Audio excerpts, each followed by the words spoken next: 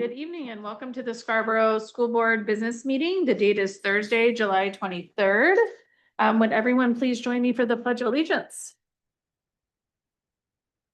I pledge Allegiance to the flag of the United States of America and to the republic for which it stands, one nation, under God, indivisible, with liberty and justice for all.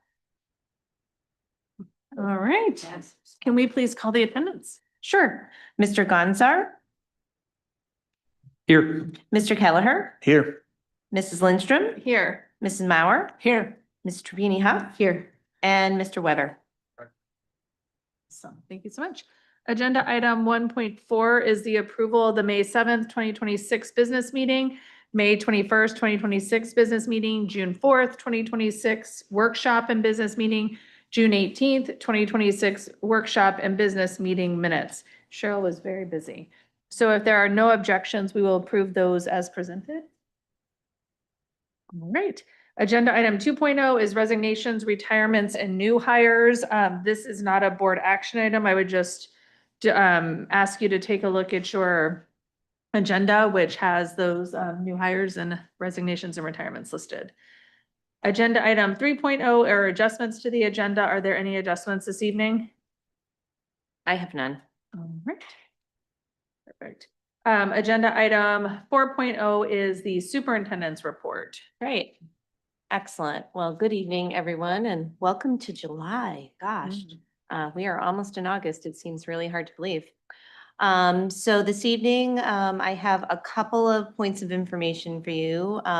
First off, every superintendent's report, I provide you with an enrollment update. This is as of the end of the school year, because right now we're not in session.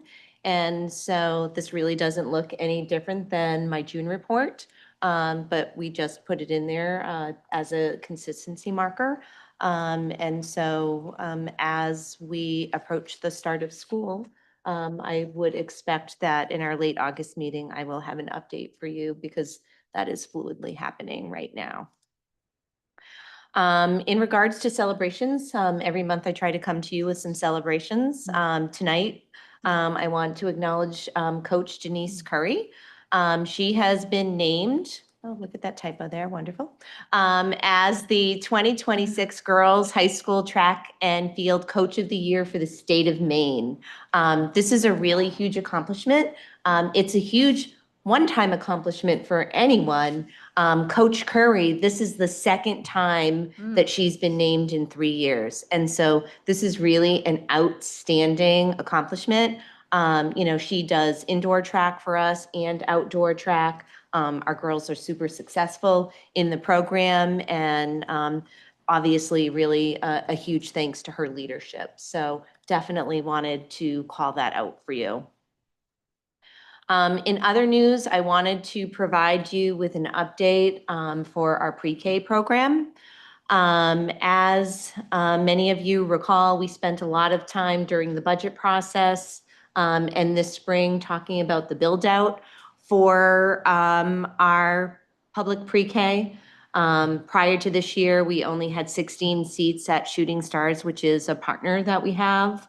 And so in this budget process, we had built out 2 classrooms at Blue Point that would house up to 64 students because our plan moving forward is to have a half-day public pre-K because we know that we are limited by space and we'll never approach the place of being able to provide for up to 100% of our students to have public pre-K.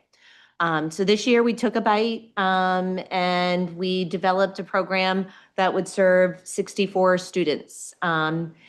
This spring we had some initial really strong interest. Lots of families attended screening, made some selections. We ended the school year probably with close to 40 students scheduled to be at the Blue Point program, and then 16 students at Shooting Stars.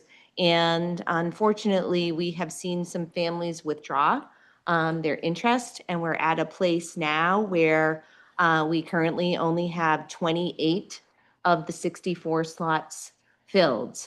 As you can recall, our excitement about building the program out, in addition to trying to fulfill the opportunities and the need that we've heard for many years from the district, was you remember during the budget conversation, I talked to you how this was actually a really big financial win for us potentially. By adding those 64 slots, our GPA with the state was scheduled to increase by $700,000.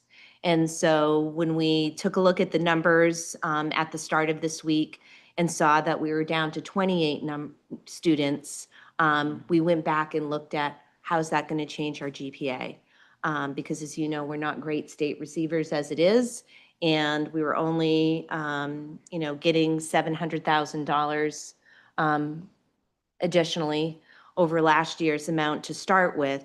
And so we went back, did the math, and conferred with the state, and they agreed that our calculations were correct. And so because of the low enrollment, this will directly impact our state subsidy to the tune of close to $400,000. And so as such, we've had to rethink where we're at with that program. Again, from a budgetary standpoint, we had already positioned 2 teachers in that program, and we were holding on the ed techs because we were waiting to see how enrollment would change. Now that we have a shortfall of almost $400,000, we really need to be fiscally responsible about the program and the reality of how many students might register between now and the start of school. In fact, we haven't had anyone register. We've gone the wrong direction. And so we made a really tough decision to decrease the program by 1 teacher. And that still allows us to have 32 slots. Right now we have 28. We just don't see financially how it's feasible to keep 2 full-time teachers in a program where we don't have the numbers to support that, right? Our enrollment is less than 50%, probably about 40% of what we anticipated. So by making this decision, that allows us to achieve some savings for that $400,000 shortfall. We'll save 1 teacher position, we'll save an ed tech position, and then we've also made some adjustments in the amounts in different supply lines that are scheduled for that program. And so what we will need to continue to look for is reductions in other areas of our budget to try to capture, the outstanding $200,000 or so that we will expect to still have as a shortfall. But, my friend Kate is here tonight. And I think Kate and I are great thinking partners together. And we've already taken a look at, what can we expect from some breakage? As you know, when we have people retire or leave the district, quite often we're able to hire somebody new to replace them at a different price point. And so we do expect when the dust all settles that we will achieve some of the savings from breakage.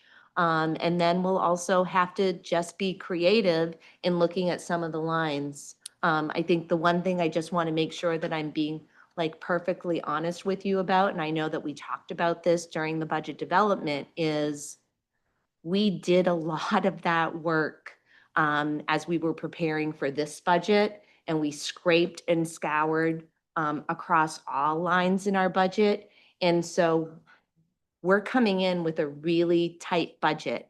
And we've been really fortunate in the last several years to have a sizable carryover to help us with our subsequent budget. And, not just because of this, but also because of the overall budget, that's going to be more difficult for us to achieve in the coming year. So, going back to the pre-K, it is disappointing that we're finding ourselves where we are. But I think we're just going to move forward with the best program that we can have. And I think word will get out about what a great quality program it is. And with any luck, we will see an increased number for next year. And again, next year we'll be taking on CDS students as well. So it will be a little bit different. The other piece that I didn't share was because we decreased the program by one teacher, I will be transferring that teacher to an open first grade position that we have in the district. So the good news is we're still adhering to the goals that we had, which were to make sure that we were maintaining all of our staff and that we were eliminating any layoffs.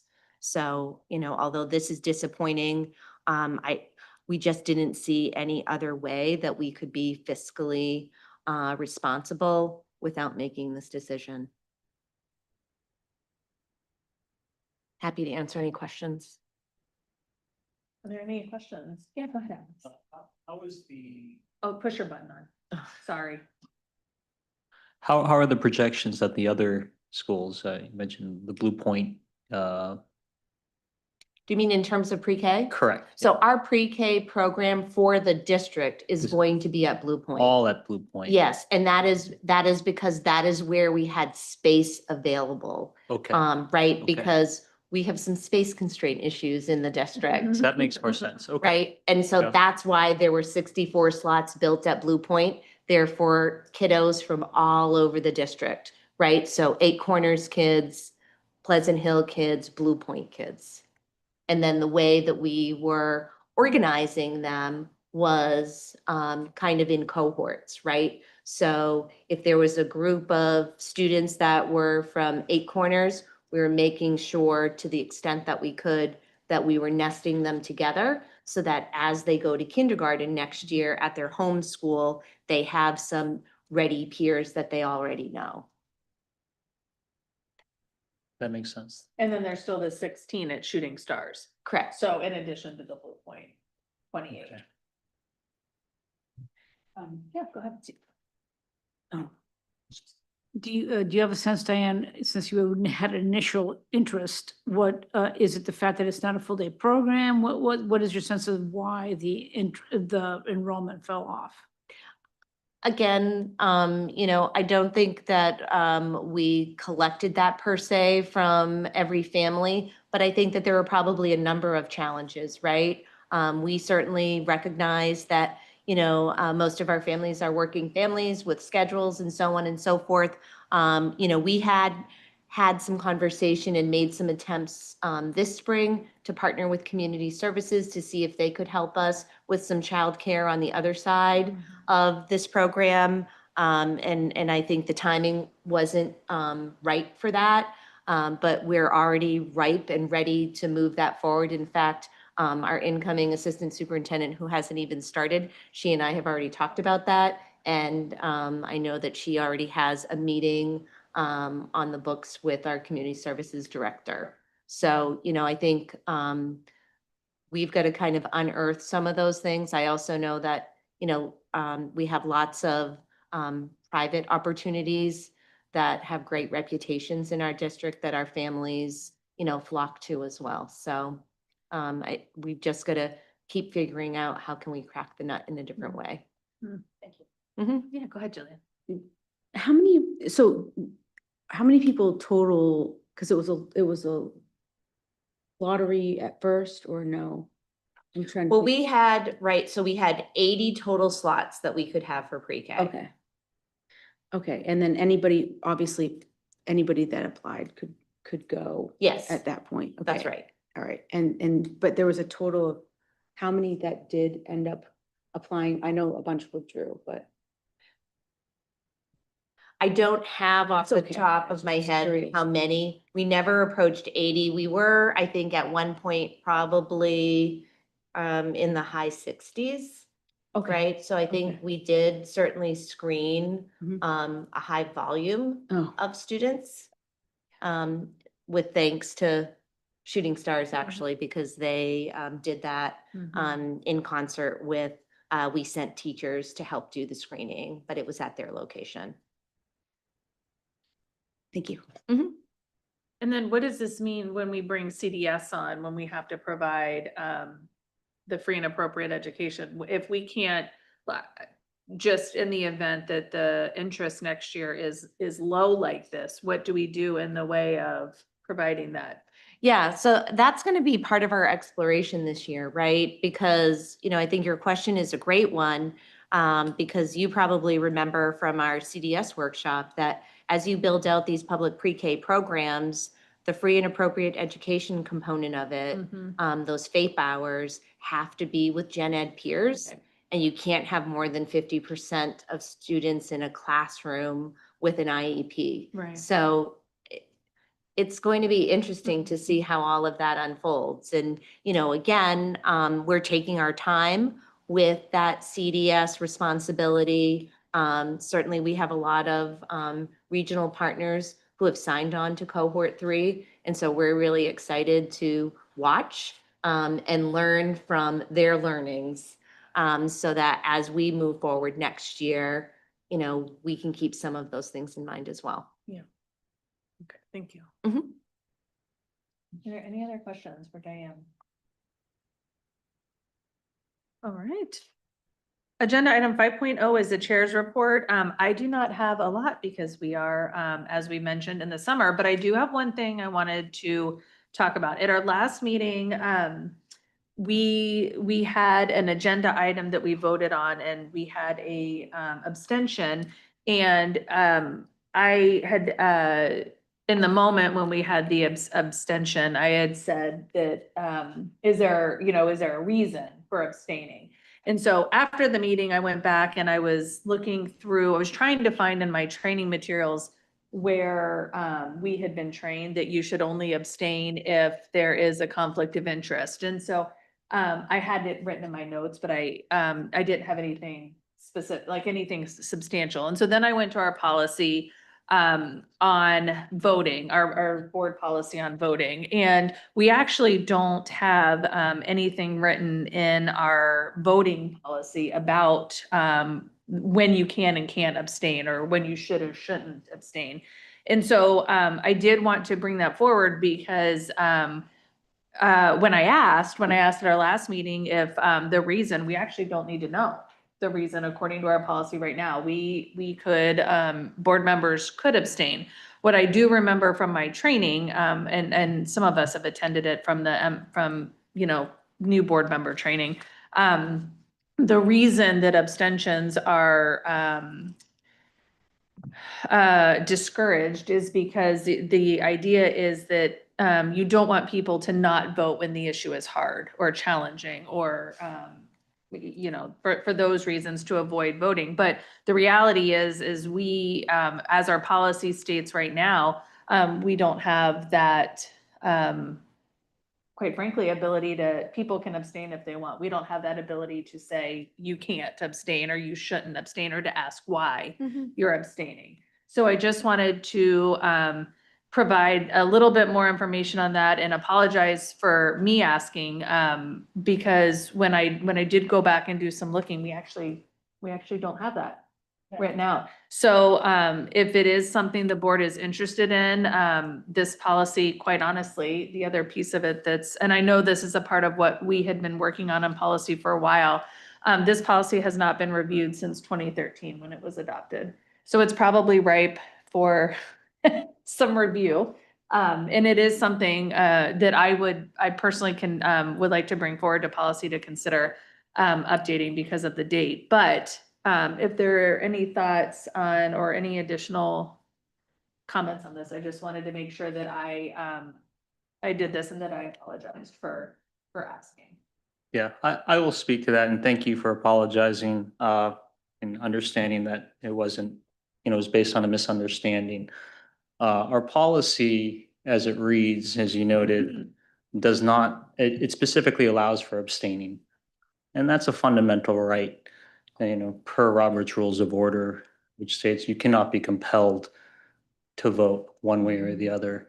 If the concern, I would say, is for people avoiding difficult topics or votes, there are a multitude of ways to already do that. Don't show up for a meeting, right?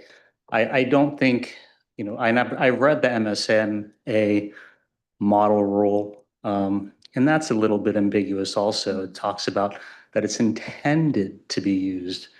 It doesn't necessarily make it exclusive. I think at the end of the day, and I've talked to board members and other school districts when this question came up as well, just anecdotally asking how or why do people abstain? And, everyone has different reasons. But at the end of the day, I think people want to vote. I don't think people are looking not to vote. I don't think anybody says, I want to be elected to the school board so I can abstain. In my particular instance, since it was raised, I didn't feel comfortable voting to remove an elected board official based on very limited information at the time. I understand she violated the policy on its face, but it was also a discretionary policy. It didn't mandatorily require us to vote her out. I also had beliefs that there are other mechanisms to remove elected officials, not necessarily by their own peers, for doing something such as violating a policy that, again, was discretionary in terms of its enforcement. So those were my thoughts. I think the right to abstain is as fundamental as your right to speech. It is codified in Robert's rules. And so I would strongly urge the board to allow our members the autonomy to make those choices, because I think what's ultimately worse than not allowing someone to abstain is forcing them to vote in a way that they otherwise are not comfortable doing. So what is the worst here? So that's just my thought, and I appreciate you raising that. Thank you. Did you have your hand raised? Oh, I'm sorry. I thought I saw your hand raised. All right. Any other questions for me? All right. Agenda item 6.0 are committee assignments. Excuse me. We in your materials is the draft committee assignments that we are going to vote on tonight. If you look through the document, you'll see everyone's assignments. Because we do have a empty seat, we have that we are looking to fill in November at the election. I will just fill the slots that we would put the new person in November. I would fill those until which time we elect someone. So first off, are there any questions on the assignments? All right, do I have a motion to approve the draft committee assignments as presented? So moved. Second. Is there any discussion? All in favor? It's unanimous. Thank you so much. I don't know why I'm telling Cheryl, but I'll tell you it's unanimous. Thank you. And just for everyone's here, their knowledge, Sarah and Kat are two student representatives, both would like to serve on policy. So this will be the first time we have two student reps that serve on the same committee. Also, just for your knowledge, Kat, our younger school board member, is going to partake in the ELO, the Extended Learning Opportunity, that is the local governance ELO, and Alex is going to mentor her this year. So it'll be an exciting opportunity for both of them. Quick question, why are we allowing them to be on the same committee? Wouldn't it be more advantageous for the student body to actually have them on separate committees to be able to have a broader reach to the committees in general? That's a great question. It may be better. What we've always historically done is allowed them to go where their interests are, and sometimes they change year to year. Our senior student, Sarah, this will be her second year. She's actually not moving. She was on policy last year as well. What I do think, to your point about speaking to the student body, what I do think that Sarah has done really well about is actually represent the student voice at policy. So what her project was last year was to really work on making sure the student body was well informed about policy discussions that were coming up, policies that the committee was considering. She's really, really good at keeping the student body in the know. She writes an article for the student newsletter that is released, or the newsletter that is released at the high school. From what I hear, I'm sure Alex will actually probably have a better feel when he starts mentoring, our younger student, is her interest is also in policy and making sure that the student voice is actively involved. But she has 2 years in front of her, so she might change to something else, later. I don't know. Sarah is interning right now at this is where she wants to work and have a career. So, this is the first time it's happened. It's not a normal thing. I just think we happen to have 2 students that have very similar interests. Their interests are very aligned. But I do think, to your point, they're both doing a good, well, at least the one we know of is doing a really good job of making sure the student voice is adequately represented here. Thank you. Yeah. All right. Agenda item 7.0 are committee reports. We don't generally meet over the summer, so we generally speaking don't have committee reports. There is a line item. Cressy was our now our new communications outreach committee, our community outreach committee chair. And so she did hold a meeting. Do you want to give an update? Sure. So we do a lot of, social media posts, newsletters, articles during the year. It's a heavy workload, so I wanted to get us front-loading, planning what communication is going to be doing over the year. So we met on yesterday, July 22nd, and it was myself, Jillian and Shannon, and we identified 4 big bucket items, 4 big areas of responsibility that we would like specific members of the outreach committee to take on individually and be, as Shannon put it, project managers. So each person would take on a specific role within the communications committee. So we identified, newsletters and social media posts. We identified Scarborough, for which it would be a monthly responsibility of getting those out, along with including the Spotlight Award, highlighting the Spotlight Awards. Then the Scarborough Living Magazine that requires, 6 articles a year. The person doesn't have to write the articles, but it needs to find topics and make sure that articles are written or produced for the magazine in time and under deadline. We then had someone taking on events. We do a senior citizen dinner each year, and we do community forums. So having one person take that on and plan them and calendarize them. And finally, we identified something we're calling board beats, which is, it would be good to communicate what each committee in our school, board is doing. And so once a year, having someone from each committee talk about what priorities are going on in their committee and what they're doing. And so assigning one of our, communications committee member to take that on, and they don't have to write it, but they have to make sure that, they find someone from the other committees to write up something short and sweet, but that talks about the priorities and the kind of work that they're doing. So that's sort of what we set out. We're going to have another meeting coming up on August 6th, where we're going to sort of try to find people to take specific responsibilities for each of those buckets and begin to, what I call, calendarize it, put it out and plan for it. And then we'll have another meeting on August 20th, right before our August board meeting, to actually just continue that work and finalize that work so that we're ready to, start moving forward and producing communications for the board. Anything I missed? I don't think so. Yeah, I think it was okay. really good. Thank you. Are there any questions for Cressy? All right, agenda item 8.0 is general public comment. This is public comment for anything that does not appear on the agenda. Is there anyone wishing to make general public comment this evening? And if you're on Zoom, you could raise your Zoom hand. All right, looks like we have one.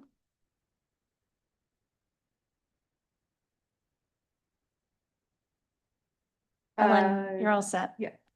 Hi, I was gonna comment on the bell-to-bell policy. Is now the right time? No, so we'll bring you back at when we do that second reading. Okay, all right, thank you. Sure. All right.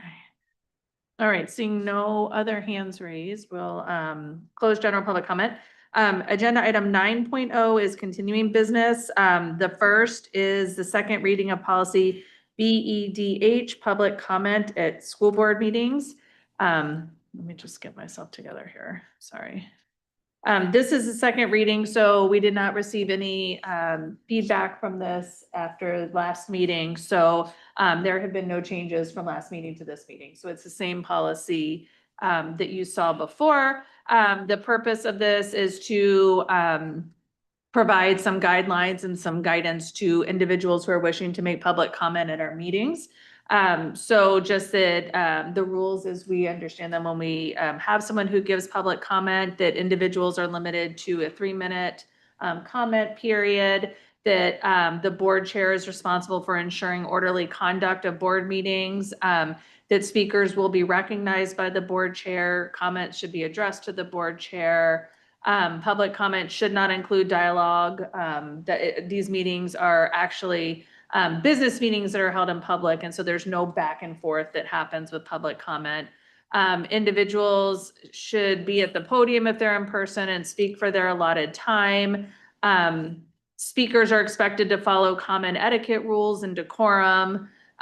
We should not hear indecent or obscene language, disruptive conduct, criminal conduct, shouting, threatening others, making defamatory comments, exceeding the time limit, talking over, interrupting others, et cetera, et cetera. Discussion of personnel matters is not permitted, and that would be that would include either complaints or positive commentary. It's not one or the other, it's actually both. Individual discussions of matters involving individual students is not permitted during public comment at all. Any concerns should be directed about personnel matters should be directed to the superintendent or appropriate administrator. If public comment is contrary to these rules, then the school board chair can intervene, and individuals who disrupt a board meeting may be asked to leave so that the board can conduct its business. All right, are there any comments about this? Yes, I have a comment. I think it was helpful in the comment that defines, well, first I should say that the policy addresses the prohibition on discussion of personnel matters and matters involving individual students. I thought it was helpful that subsection 1D goes on to define what discussions of personnel matters includes. What I struggled with in reading this after the last meeting was subsection E, which talks about discussions involving individual students. That isn't necessarily defined.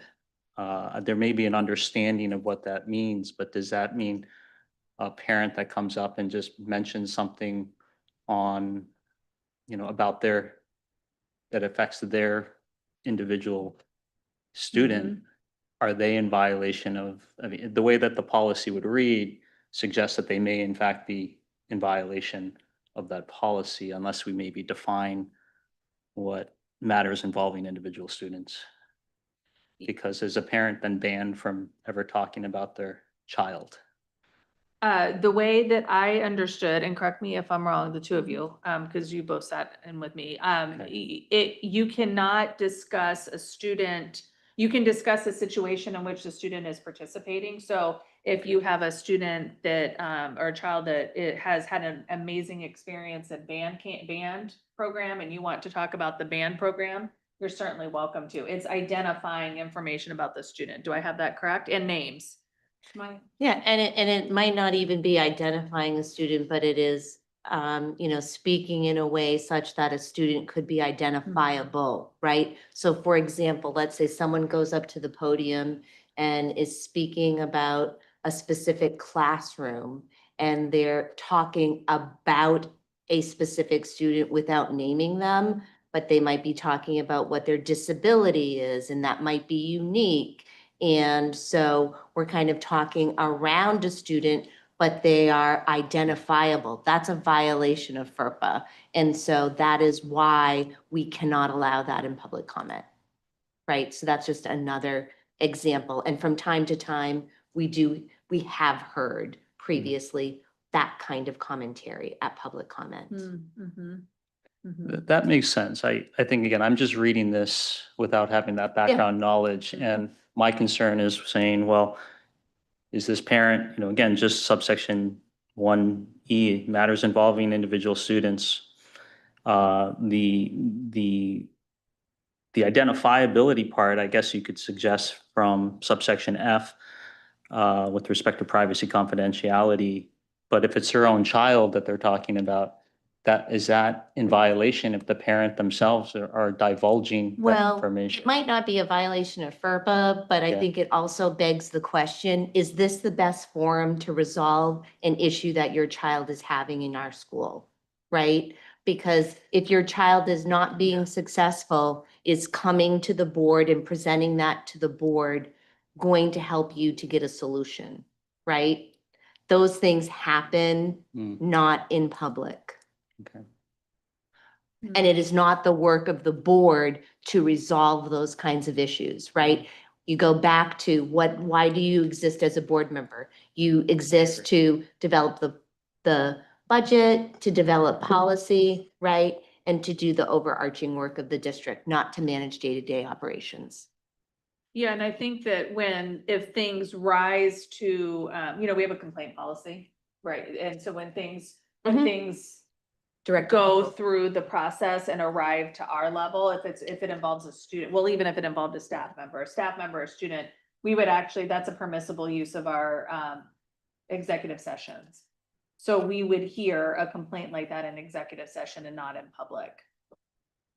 So are you? That thinking makes sense. this I'm needs to just clear reading, up? I'm just reading subsection 1E. And again, without having that background, my concern is that someone's going to be deterred from even speaking about their child.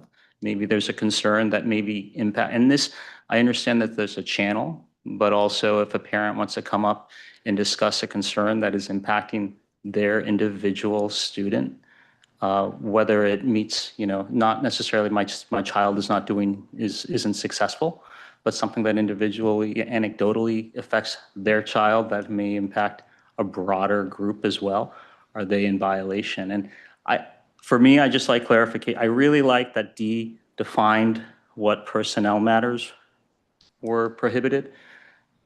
E, without the definition, to me, leaves it kind of question mark. Now, the background information is helpful, but I don't see that for anyone who's just reading this. Are they going to gather all of that from what? Yeah, and I Yeah. think that's why there's so much value in all of the policies that we have, right? Because I think there's an important education piece that has to happen, right? And so it's like, oh, okay, you have a complaint. Is Yeah. it about a general school procedure? Is it about a specific personnel or staff member? We point folks to the policies to help us to be able to resolve matters.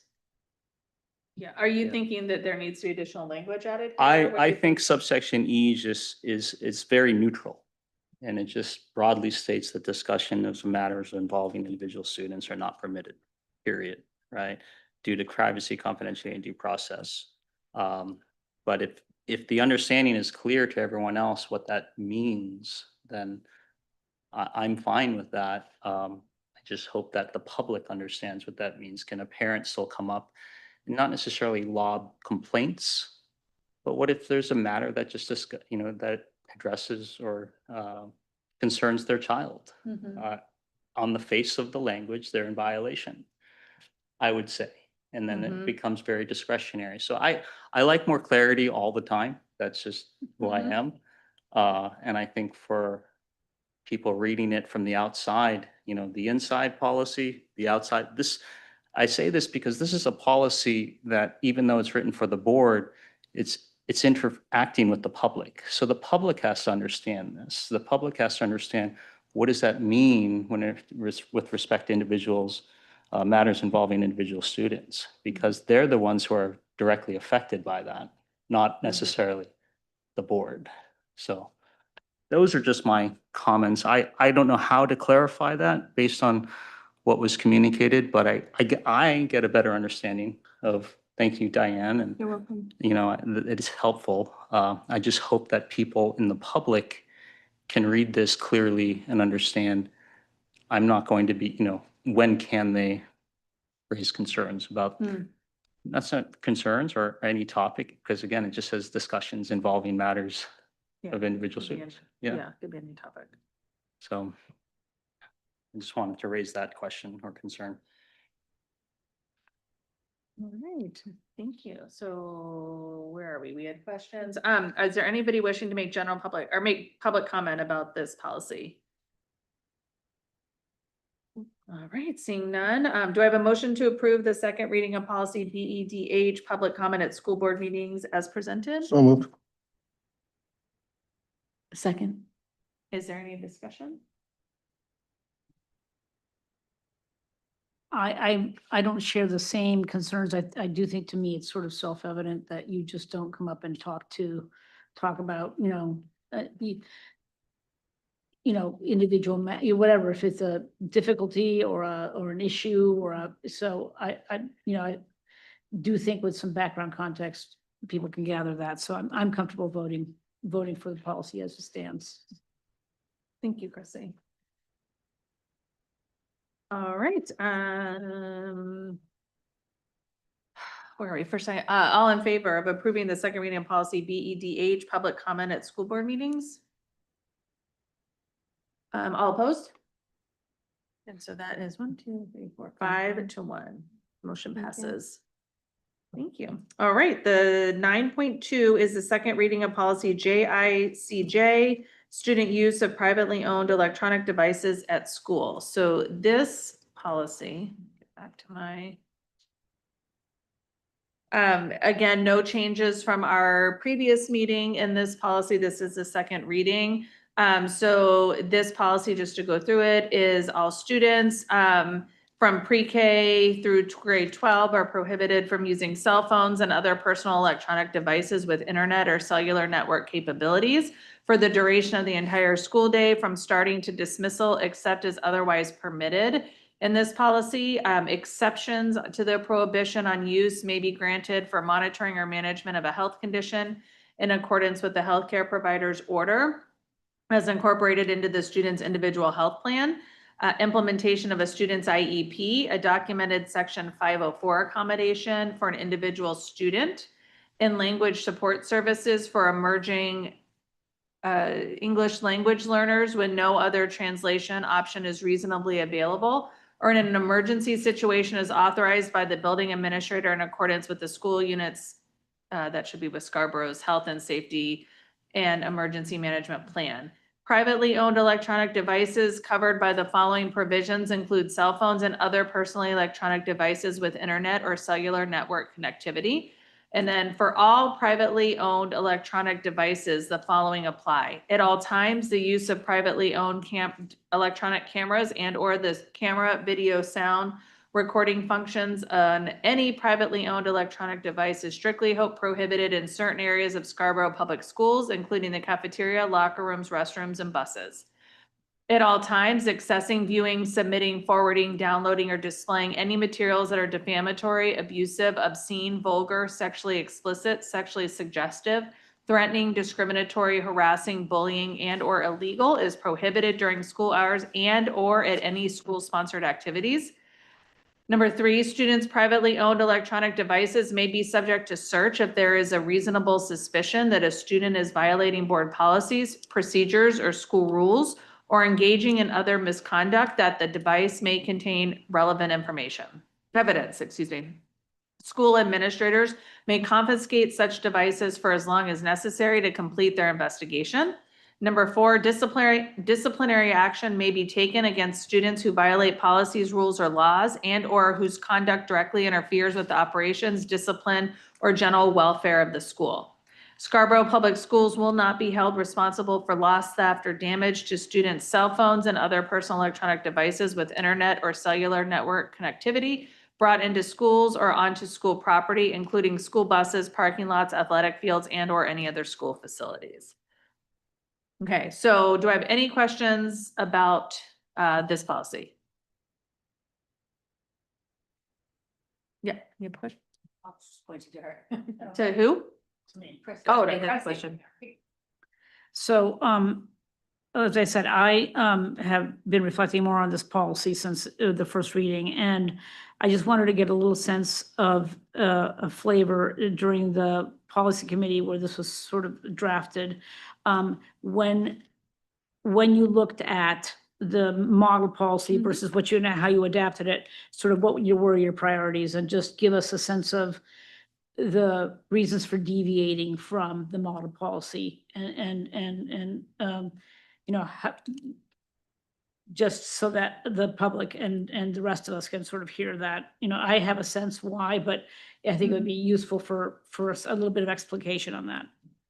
Sure. So, do you want me to take this? Do you want to take it? So when we looked at this at policy, we did have a pretty, I don't think it's unfair to say a pretty contentious and spirited discussion around this. Yeah, it was a pretty significant conversation. Really what it came down to, in our discussion is the idea behind this was to minimize distractions and disruptions. And so does that mean, storing the cell phones, or does it not mean storing the cell phones? And so ultimately what came out of the meeting was a desire to follow the law, the statute as written, which does not mandate storage. And so because the law doesn't mandate storage, and because the model policy is in fact just meant to be a model policy, the ultimate decision was to leave it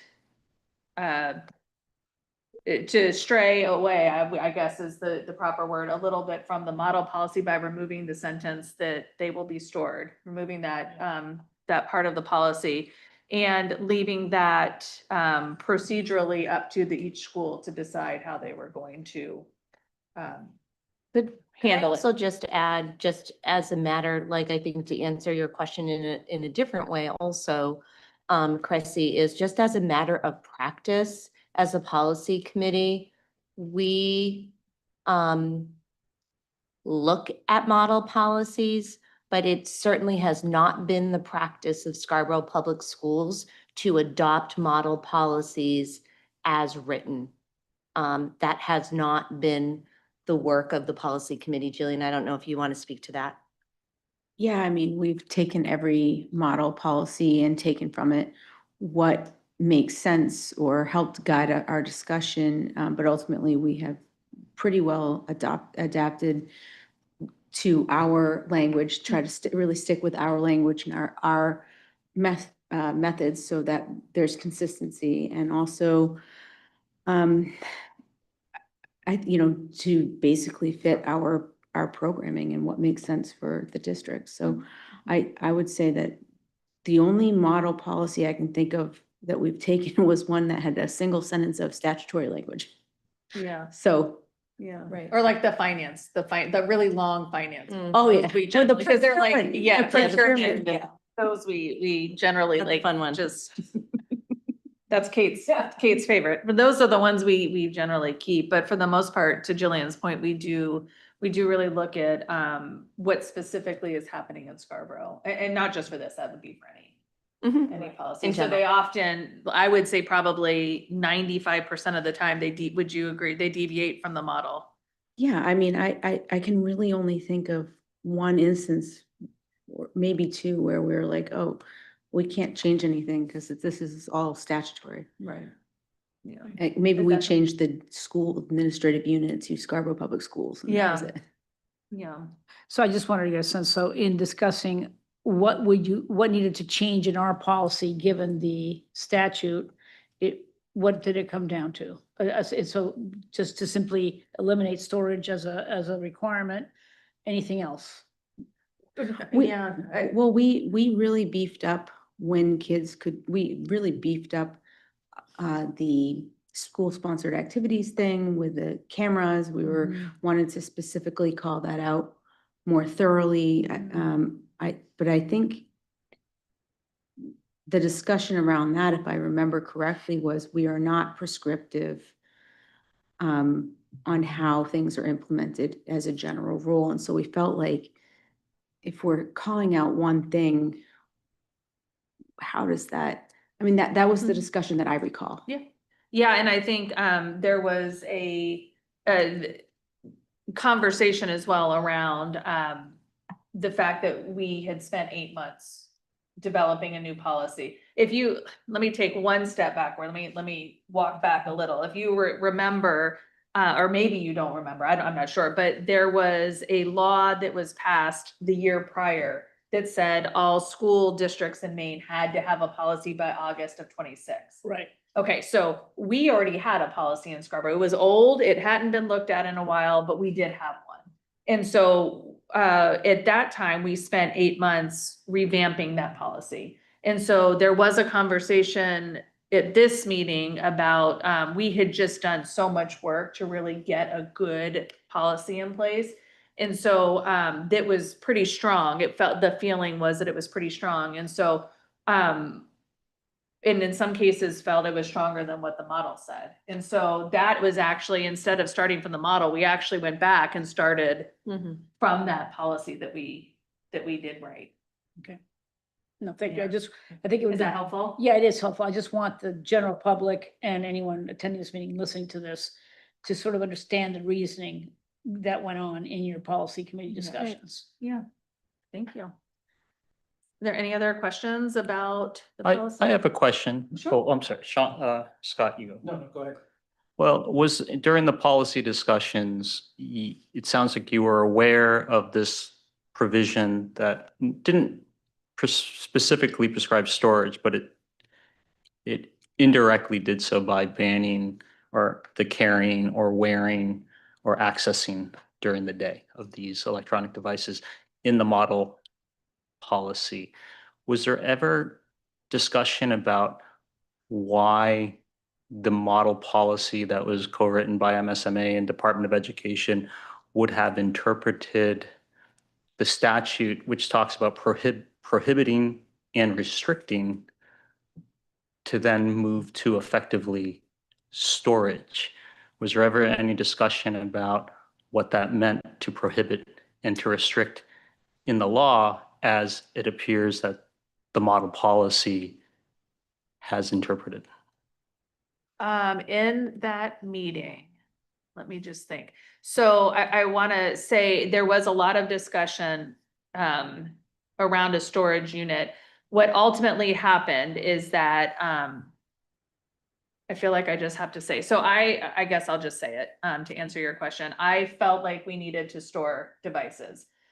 There was another board member that felt, when you read this policy, the policy actually does not say that you must prohibit students from carrying and wearing phones. That's not what it says. Actually, the law says a school board shall adopt and implement a policy prohibiting student use of personal electronic devices for the duration of the school day. And the second sentence is the policy must restrict student use of cellular telephones and other personal devices with internet or cellular network capabilities. So where I was feeling that we had to store based on my understanding of what Governor Mills was trying to achieve, the other side of this, the other piece of the conversation was that's not what legally happened. So that might have been the intent of Governor Mills, but that's not what was legally written in the statute. And so that was where the conversation ultimately landed. I mean, does that feel fair to you, Jillian? I think so, and I think that I remember somebody saying like, oh, well, the state doesn't generally get overly prescriptive because they value local control. Mhm. And I think also somebody pointed out, there are many ways that we can achieve this. And so we were kind of like, well, if we say specifically one thing, then. Right. And I think the other thing too is in practice, for all intents and purposes, we already were working in a K-8 bell-to-bell ban. And that has been going very well with no confiscation of any devices. And so I think that led the group to believe that if we have been successful at K-8 in setting forth an expectation, and our students have been compliant of that, then why would we not expect that to carry over at the high school when the majority of our students have just left the middle school and have been working under a bell-to-bell ban. Yeah, and then the other piece I will tell you that came up in that conversation around storage versus not storage is if you look at that policy, if you look at the model policy, it says, the sentence that is omitted says, students are not permitted to carry, wear, or access personal cell phones, smartwatches, or other PEDs. So that's PEDs as personal electronic device during the school day. And so we got into down a rabbit hole, because what does that mean?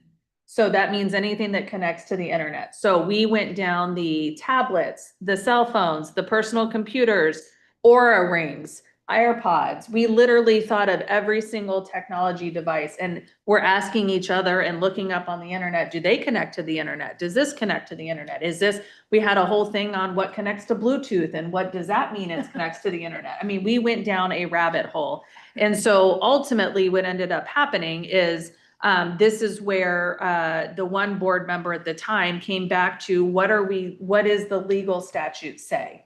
And the legal statute does not say students are not permitted to carry or wear. And so that is why ultimately it was removed. Yeah, and I think that the overarching point there, well, not the there was then how are we screening kids for this? And you know, the phones are very obvious, right? Like they have a phone or they don't. But everything else, like, is it an analog watch? Is it a smartwatch? Is it and so then we're like, well, this was just a difficult conversation because it was like, how do we say, well, they have to store them and then, well, but not really all the things, Yeah, I guess my question, and that's helpful, and just some backdrop here, I was not part of these initial discussions, so I don't want anyone to feel like I'm just coming in and it's my second meeting, but a lot of this was prompted by the article in the Press Herald 2 days ago, which raised a lot of, I think, interesting questions for me as I was reviewing this policy and noting, as I'm doing this reading, as I call Shannon to ask, I see this notable omission here from the model policy. Now, regarding why the Department of Education and, to me, it's obvious that the Department of Education, MSMA, if they're complying with the statute in their model policy, that they've interpreted these words prohibit and restrict, which legally, again, you could look them up in Merriam-Webster, which a court would do. Restrict means to confine within bounds. There is some ambiguity there as I read it, or as maybe even the MSMA and Department of Education read it to draft the policy. Otherwise, the policy itself on its face would be in conflict with the statute. Because if the reading is as clear as we think it is, or some people think it is, then the policy, the model policy by the DOE and MSMA, who are, my understanding, were involved with crafting the legislation, they wouldn't have interpreted that way. And that's where I struggle. And I struggle because I don't believe that the DOE and MSMA are trying to break the law.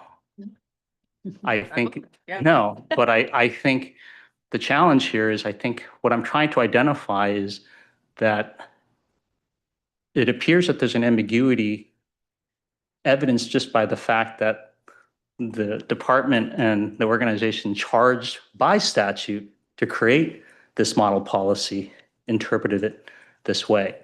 Unless we're saying that they just said, hey, you know what, we're going to go way above and beyond the statute, which I don't think that's permissible. I don't think that's that wasn't charged by the statute. The statute says that MSMA shall adopt a model policy, and it then goes on to require MSMA to specifically include certain exceptions. It's nice to see that we've adopted all of those exceptions from the model policy. I struggle, though, in understanding why we think MSMA got it wrong in its interpretation. Okay, I'm gonna Yeah. hold on to that because we're getting dangerously close to discussion. So hang on to that Okay. thought for a minute. Are there any other questions about the policy? Did you have your questions, Scott? I did have a question and I somehow closed out the document that I was reading from. So and this might take a little education on my part. So I just wanted to bring up that in the statute, in the law that states, I don't see anywhere in there that says anything about storage devices or storage units and funding for storage units for the schools. But yet in the model policy, it talks about storage units and things like that. So I'm a little confused on where that came from. Yeah. And I think some, maybe the general public would see that like, well, the model policy says it, but the law doesn't. Right, yeah, you're right, the law, and maybe I should read the statute, maybe that's Yeah. helpful for the would be. questions. Here's the statute as it's written. By August 1st, 2026, a school board shall adopt and implement a policy prohibiting student use of personal electronic devices for the duration of the school day from starting bell to dismissal bell. The policy must restrict student use of cellular telephones and other personal electronic devices with internet or cellular network capabilities. The Department of Education, in coordination with the Maine School Management Association or a successor organization and other relevant stakeholders, shall make available a model policy for school boards. The model policy must include exceptions for compliance with a student's individualized education program, a documented accommodation under Section 504 of the Federal Rehabilitation Act of 1973, 29 United States Code Section 794/2026 regarding an individual student. The delivery of a prescribed medical care is outlined in a student's individualized healthcare plan and language support services for a student who is an emergent English language learner when no other translation option is available. So to your point, the statute does not talk about the storage unit. The purpose, my understanding of a model policy has always been that the Maine MSMA, they provide model policies for districts to consider when they're writing their policies. Sometimes school boards will take the model policy and slap it on their paper and say, this is good, right? As you just heard, Scarborough, our policy committee has remained the same for the last 3 years. And that has not been the work that the policy committee has done. We have really looked at all model policies and really compared to Scarborough's practices, procedures, what happens actually in Scarborough. And so with the model policy, when you get them, they will actually include notes and they will include things to consider. And maybe you want to think about X, Y, Z, and it includes all kinds of things to do. But it is an opportunity, it is a guideline to provide procedures, if you will, or policy for districts that maybe don't want to do the same level of work that we're doing. Well, and again, I think the other point, and I think I alluded to it earlier, is what a model policy provides is a starting point for a policy committee to say, this, if we don't have any words on a paper, right? This is a place for us to start and then consider what our local, circumstances are. And then, the other thing that our policy committee does regularly is not just looking at this model policy or a model policy, but then at the statutory references. And as a regular course of action in our policy meetings, we will pull up those statutes and say, okay, these are the pieces that we can't adjust on model policies, right? Because you need to make sure that the policies that we write are embedded in statute, right? And that we're not rewriting the statute, if you will. Is that helpful? Yeah, thank you. There's just, one thing was, I don't know where, maybe, I don't know where I got this from, but I swear I read it somewhere that there was, I think in the model policy, that it said something about funding for storage units from the state. And so was that in there or did I misread that? No, So that's not in the policy itself, but the state has allocated just over $3 per student. Okay, If districts want to pursue, you know, something that is of cost. sure. So is that specifically used for is it allocated just for the, do we still get that money for the school system if we don't, use that towards? We actually haven't been given any guidance on how that money will become available. Okay. I don't think I that's can't happening speak till to the end that. of I think I read somewhere July 29th. Okay, Don't ask me why I know that date or where that came from, It's because okay. I don't know what to tell you, but for some reason that's in my head, that it's something about July 29th is when they'll. okay, Yeah, but to answer your question, whether adequate or not, it could be, you know, funding is supposed to be provided to cover some portion of whatever solution each school district decides on, if they have costs in either, you know, providing some physical or, you know, form of containment for the cell phones. thank you for the clarification. Mhm. Thank you. Oh, it is July 29th, Interesting. because that is when distribution of funds will occur after the enactment of the supplemental budget on July 29th. So that's that. All right, are there any other questions for? Yes, Raina? I do have another question with respect to the use, the term use in the policy. It's a ban on using, for instance, personal cell phones cannot be used as cameras anymore, which is my understanding. You purchased some cameras to replace that. Mhm, that was in the budget, yeah. Under the policy, are students then allowed to use their smart watches on their body to tell time, to do anything other than, because the use the ban on use went to use completely, right? Mhm. Which is why we bought the cameras. Was there discussion, or have we talked about the wearables, the smartwatches, though, are those allowed to be used then under our policy? It just so long as not, because the old policy appeared to address that, but this policy, our current policy doesn't really get into wearables like the old policy does. Yeah, because it includes anything that connects to the internet. So if you're watching. It cannot be that- used. No. So what does that mean then? If it can't be used, you can still have it on your person? Well, I think, There's nothing in the statute that says Yeah. you cannot have Have it it on on your you. person, right? If you look at the language on the statute on its face, it says nothing about confiscation of any device. I think this is where the statute and the model policy part ways. Because the statute does not speak to collection, and the model policy does. So if you read the model policy, a school district, if you were to adopt the model policy as is, a school district should be collecting anything that connects to the internet. So that would be phones, watches, computers, tablets, or rings, I think we decided were internet connected.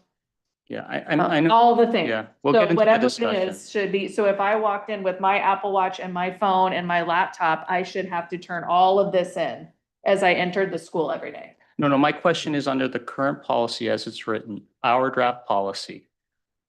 Because we've banned cell phone use in any capacity, including cameras, which is why we've now purchased replaceable cameras. Are students allowed to wear smartwatches or use them as just watches, even though they can? But that Yes. seems a little well, I guess we can get into the discussion, but Yeah. that feels contradictory with Yeah, I don't the think so. the camera use. I don't think that they are allowed. Yeah, I think this is where I this just might want to maybe get understand. into I can. discussion. If we look at the language on its face, it says the school board shall adopt and implement a policy prohibiting use Yes, of personal electronic devices. right. So it would prohibit a watch use. My question is, how does that Yes. apply to wearable? Can they still, does our policy then allow them to wear smartwatches as so long as they say, I'm just using it as a watch? I mean, I would say no, because it connects That's to my the question. internet. So that's my question. Yeah. on the Policy. And this is, I feel like this is an implementation thing, Yeah. like interpretation, like, well, you're not supposed, but if somebody's sitting there scrolling on their watch, then somebody says, hey, you're not, you're supposed, You're in violation. Well, You're in before we went violation. to the, I Right. just wanted to understand what the policy was to address that before we get into the discussion, Sure. but thank you. Yeah, and the policy does say, students are prohibited from using all cellular phones and all personal electronic devices with internet and cellular network capabilities. So when we went down that rabbit hole I mentioned to you, it seemed clear to those in the room that that covered everything, including watches. So watches need to be turned off all day. Smartwatches I- turned off all day. So they can have them on their person, but they will be They on cannot, the honor system turned off. well, we don't know because we haven't seen what the school is going to do yet. We haven't seen the procedures, but Imagine being in one of these schools. Yeah. And being responsible for this. I'm not From a claiming practical that this, standpoint, if you did. statute is well-written by any. And that's why I think the that's why gonna say it. when I have a question about the policy as it's written and applied, I think it's helpful to understand what that understanding is, you Mhm. know? Yeah. I think it's gonna be rough here. Yep. Yeah. Okay, so we have any other questions? Okay, so is there anybody wishing to make general public comment about the, second reading of policy JICJ, student use of privately owned electronic devices? Okay, now we'll promote Ellen again, yeah. All right, Ellen, you're good. Well, hold on a minute, hold on. My thing isn't turned on. Uh-oh. We'll tell you when you're, Ellen, I'll, give you can you see me? Yes. Okay, so I'll just like wave my hand when you're getting, Oh, when you're geez. like No, 30 sorry, I seconds. can't- Is that Once gonna I- be okay? I can't read. I mean, sorry, I can't see you. Oh, you can't see me. Okay. I'll Actually, just give actually, I can. you- I set up my screen so I can. Oh, Okay, actually, perfect. nope, I'm wrong again. As soon as I talk, I can't see you. Oh, it switches. Okay, I'll just say when you're I getting. timed my statement, Shannon. I did my Perfect. homework. I'm gonna stick to Wonderful. 3 minutes, so. Wonderful. All right, here you go. Go ahead. Awesome. All right. I'm here tonight to comment on the current draft of Bell to Bell. I spent a great deal of time working with legislators in Augusta on this law.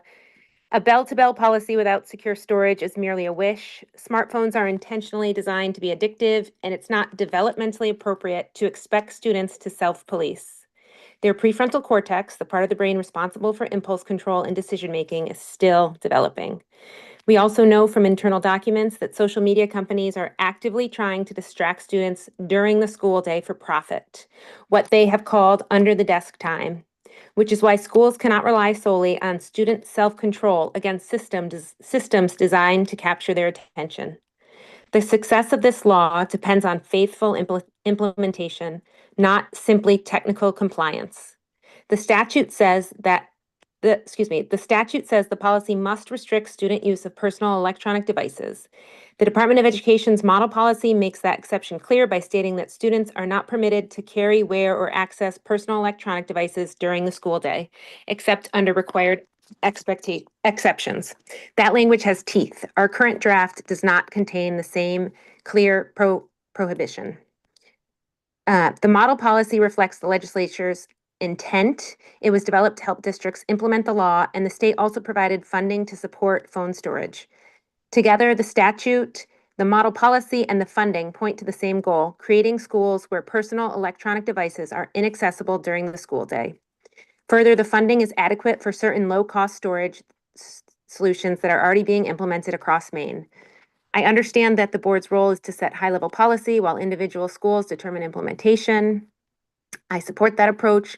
The board does not need to decide the procedures around storage. We can leave that up to the individual schools, but the policy should clearly establish that phones are stored and inaccessible during the school day. This isn't just about protecting our students. We also need to protect our community. We know smartphones can contribute to cyberbullying, non-consensual sharing of images, sexting, and other harmful behaviors. Districts across the country have faced costly litigation after students were harmed through incidents involving phones and social media. I hope we strengthen this policy because it's the right thing to do for our students. But even for those who remain unconvinced, reducing liability and protecting taxpayer dollars is another practical reason to adopt strong bell-to-bell phone-free policies. Thank you for your time. Thank you, Ellen. Is there anyone else wishing to make public comment tonight?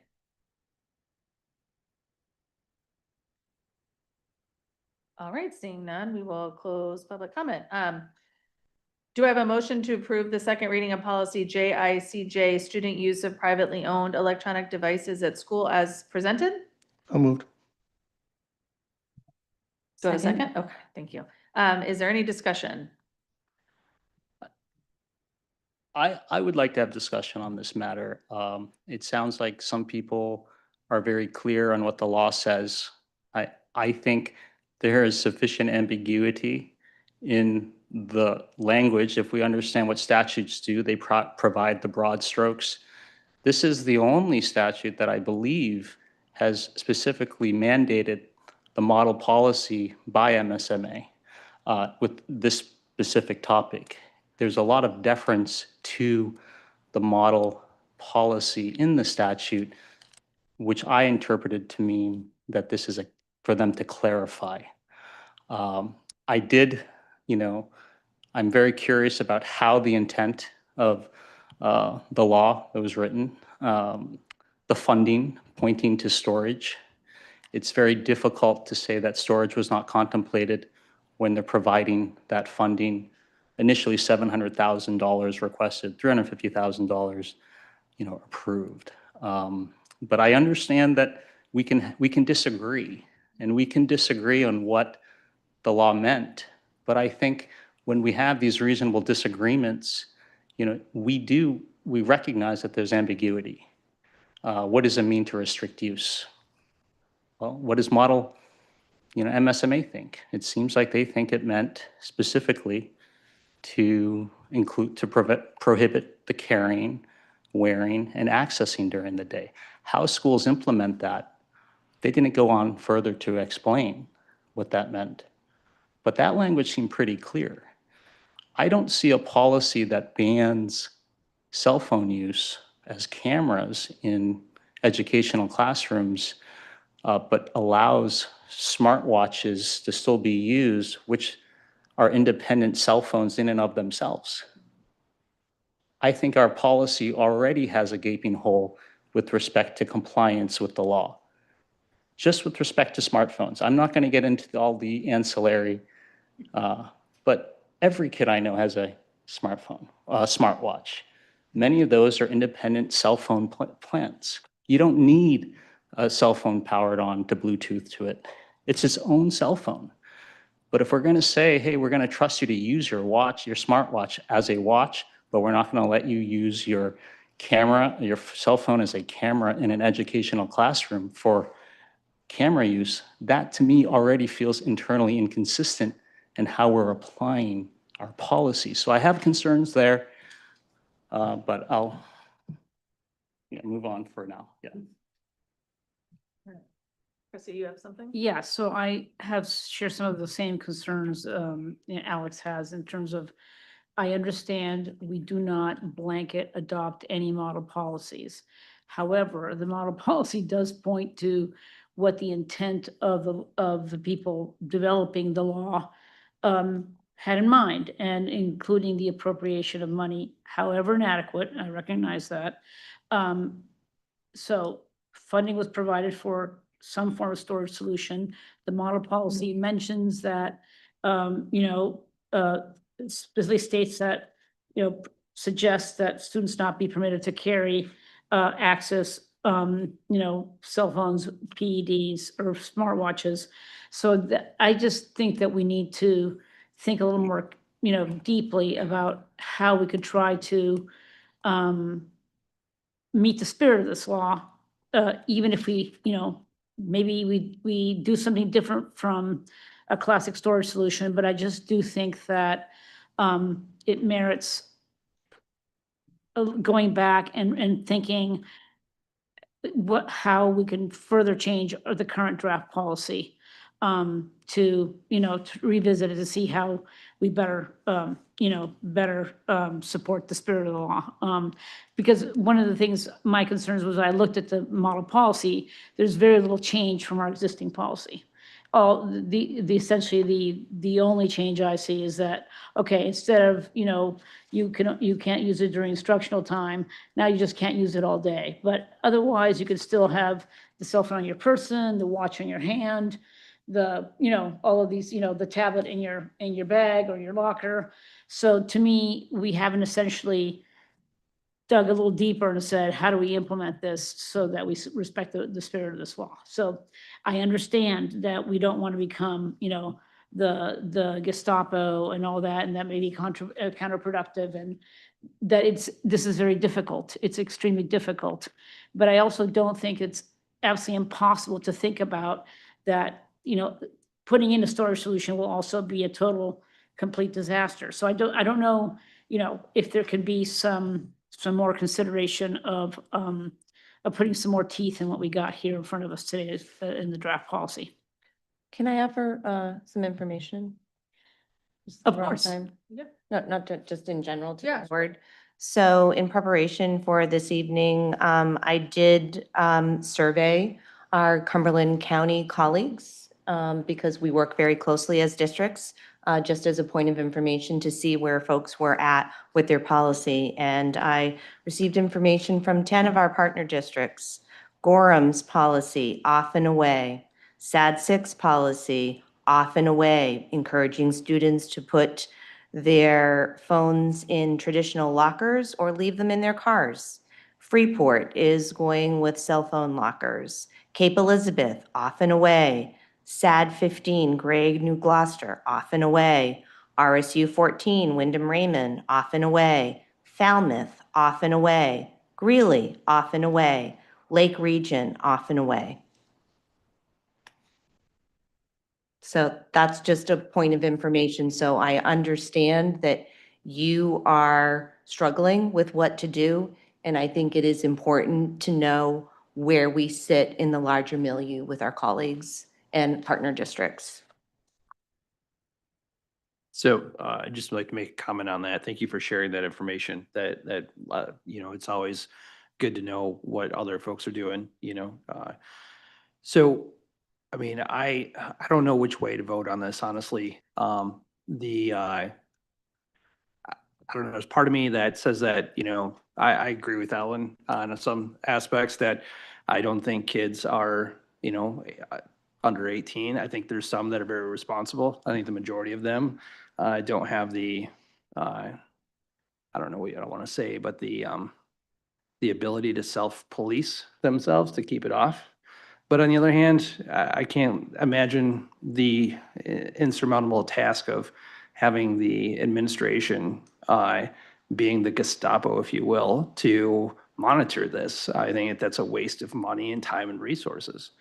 Having them to be able to give them a little bit of slack to be able to watch or to wear a watch and whatever the case might be, whatever smart device that they have, but off and away, might be a good starting point, in what we've got. And, it is going with the letter of the law, but these are just my thoughts. And they're not really, I don't have a question or anything. It's more just discussion, but it's not an easy answer. And this isn't an easy thing that's going to unfold over the next 12 months. So, yeah, just want to give my piece.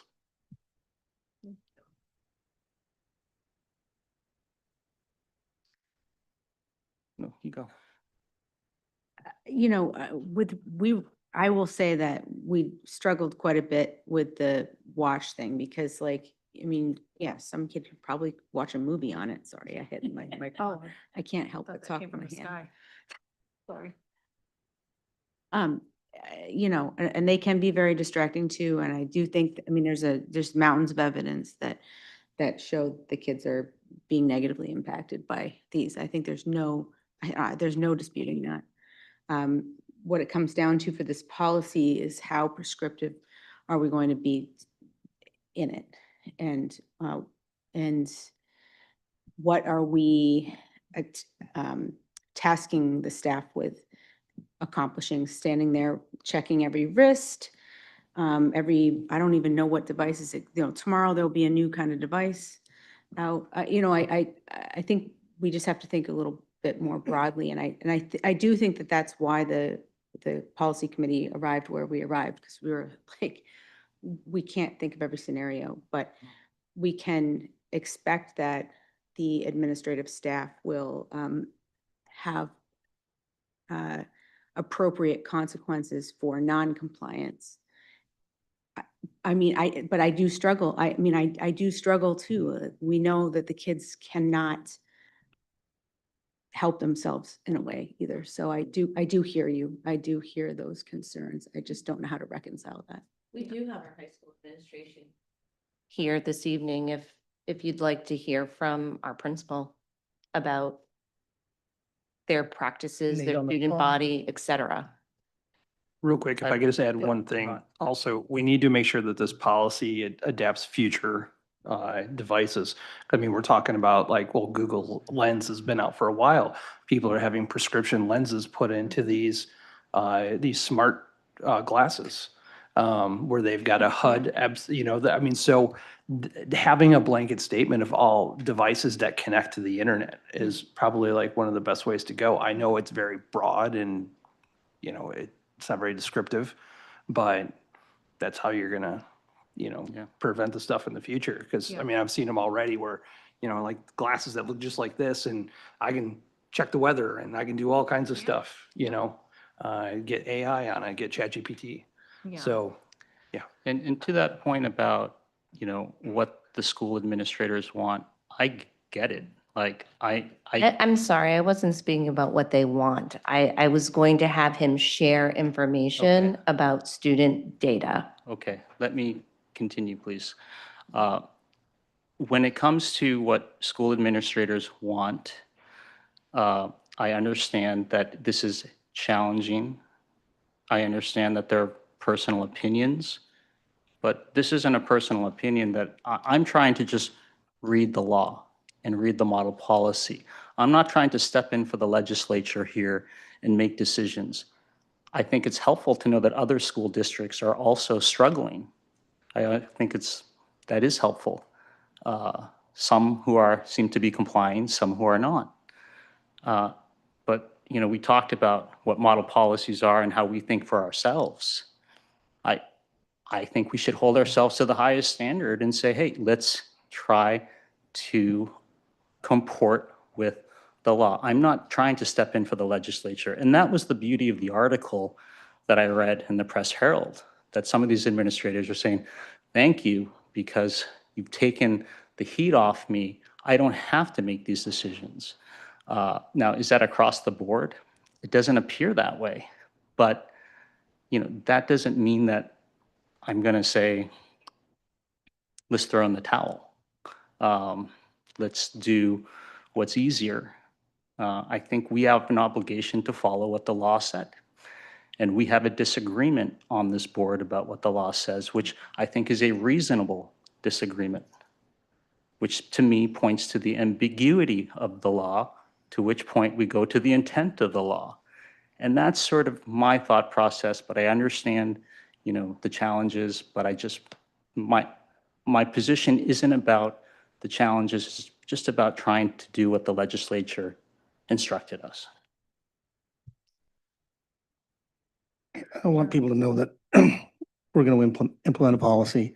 And the best part about it is if it's working, that's fantastic. If it's not, we're going to hear about it and we have the ability to change it. So, and you can say the intent to you is different from the intent to me. The law is the law and the model is the model. I don't think they're exactly the same. So you can't say that the model, that following one or the other is not doing the right thing. They're different. So if they wanted to follow the intent, they should have written it that way, but they didn't. So I don't know what anybody's interpretation of intent is, but what we can do is what we can do. And then if it's not working, we can change it. And if it is working, then perfect. I personally find myself in a really awkward, quite frankly, if I'm just gonna throw it all out there and be really transparent, a really frustrating place right now. I sat in policy on an island by myself saying that we needed storage solutions. I came to this board meeting in June saying that I said we needed storage solutions and there was no discussion. And I am now in a place that it is July 23rd. We have to have a policy by law in place by August 1st, and we are now just discussing changing this. This provides no opportunity for the public to participate, even if we tabled this for a couple of days for policy to meet and discuss it and for us to meet again as a board. We have provided almost no opportunity for the public to reasonably contemplate participation in any of that process. We, as a board, our job is to prepare ourselves for meetings, to come and have discussions, to read through policies, and to be prepared to discuss any changes we want to see. And so now I find myself in a place where even though these were the exact things I asked for, that I now have to say, I cannot vote for that. Because I cannot say on July 23rd that, yes, let's go back to the drawing board and rewrite this in 1 week's time to accomplish what it is that I think we're being asked here. I haven't heard an ask, but I think we're being asked. And so I find myself incredibly frustrated in the 11th hour. I also am frustrated because I think that when what I'm hearing amongst people is that we should be locking up cell phone. We should be, on one hand, I'm hearing we should be following the model policy. And then on the second hand, I'm hearing we should be locking up cell phones. That's not what the model policy says. So if we're going to say we need to follow the model policy, we need to say we're going to follow the model policy. And the reason at the last meeting, I said that the only reason I voted to move this forward, our draft, to move it forward is because when you start getting into this model policy, it says that you have to take everything. And are we going to reasonably expect our teams? And maybe the answer is yes. Maybe that is the expectation of this board. But I'm going to say this. Are we reasonably going to expect our high school team, our middle school team, our Wentworth team, and our K2 teams to take every tablet, phone, watch, on and on and on and on, glasses, whatever that connects to the internet? Because if the answer is no, we should not be adopting the model policy and then saying, well, no, we're not going to adopt it all. We're going to just adopt this one little piece because that's what feels good to us. I hear you. What I'm saying should not be interpreted as I don't think cell phones are a distraction. I can tell you from my own household, I know cell phones are a distraction. I have raised 4 teenagers that are in varying stages of addiction to cell phones. I was not privy. I did not get to be a part of this, I'll say, newer parental generation that has the benefit of much more education than I had with older kids. And so I know what it looks like. I know it. I hate it. I hate it. I hate it. I hate it. I totally agree they are a distraction. We just got done in our workshop talking about how we want to make a goal that we are going to look at educational technology. I know this is meaningful work for this board. I do. But where we are right now, I don't think it's reasonable to throw this out and start all over in the 11th hour. We just said at first reading with no comments from the board that this was going, outside of me, that this was okay. So our administrative team has taken that first draft and started work on procedures because school starts soon. And so what we are doing is if we change this, what we are saying to our administrative team is stop all the work you've done and now start over again. If that is the will of the board or the majority of the board, fine. But I'm telling you that this is really, really frustrating. I think we could reasonably say, let's take a look at it in 6 months. Let's take a look at it in a year. Let's hear how it's going. Those are reasonable things to me. This is not a reasonable request. I just don't, I haven't heard a request yet, so. I was going to make a request. Okay. But I guess, the. I mean, the request to store, to add what Cressy said, to add the line. Well, No, I mean, I don't have an amendment with me. And I don't know what Alex's proposed amendment is. I would like to see some commitment to looking at, I don't want to, create huge hassles for the district.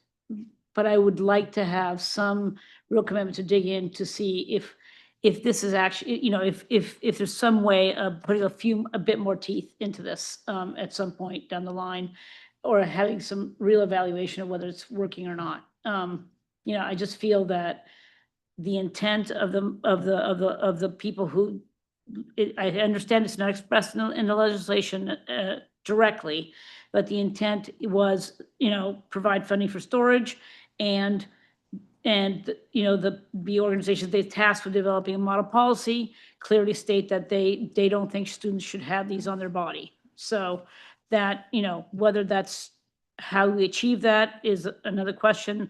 I do think it's important enough. And I've been told in previous meetings, if you don't speak up, once some policy is passed, you can't go back and say, hey, I want to reconsider that. So that's why I feel I'm compelled to speak up, because if I don't, well, too bad, it's passed. You can't do anything about it. So, if I vote for it, too bad, it's in place. We can't do anything about it in the future. So, John has said, oh, we can, but that means some commitment from everybody on this board to really revisit this in a serious way. So just to add on to what I was saying and then what Cressy was saying, so I'm just not totally clear on we have the model policy and then we have the law. And there's a lot in the model policy that is not in the law. And the way we made our policy is very close to the law. Am I off there? Did I get that right? Okay. So I think that, like Alex was saying, we need to go with what the law says. That's our job here. And so with that, to rewrite it, to put in things like that, to put in like storage containers and things like that, I don't think that's appropriate at this time because it's not what the law is saying. And so to go back and rewrite and do all this, I think that where it's at, after discussion and hearing everybody's comments, I think this is a good start, and maybe revisiting it in 6 months, 12 months, and see how this policy is going. If that's an option, that might be a good route to go. Just my thoughts. Thank you. What did you want to offer? No, you, Alex. Me? Yeah. Well, I just wanted to address your comments about the first read through and your frustration about people not having comments at that time. I think it's perfectly acceptable if someone in that moment does not have necessarily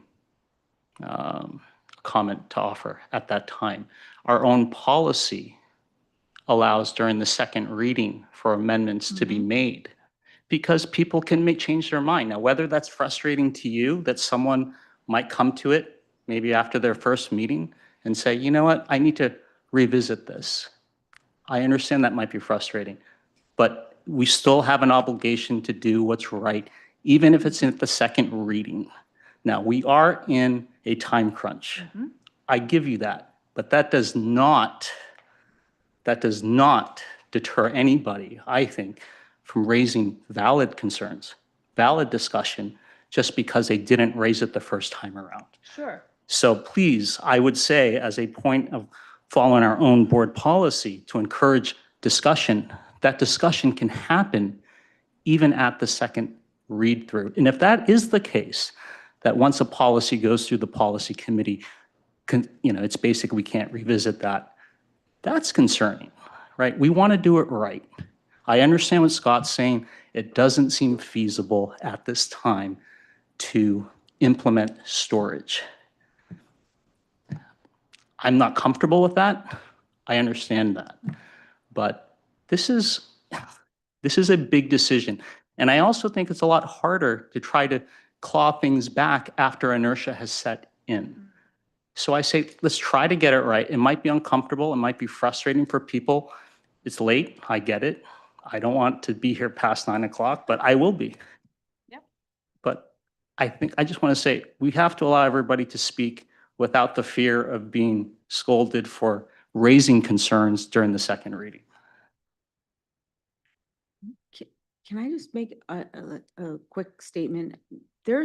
I just want to make sure everybody knows, and please, I'm not trying to talk down to anybody. Actually, the high school or the middle school or whoever could, whether we write specifically or not, they can actually Yeah. decide on a storage solution that works for the school, which may look different between the middle school or the high school or whatever school. So, you know, that could, the question here is whether we are going to write specifically, there must be a storage solution in the policy. And that's what to me, that's the piece that we just need to decide and discuss. And if there's an amendment, then we should discuss that.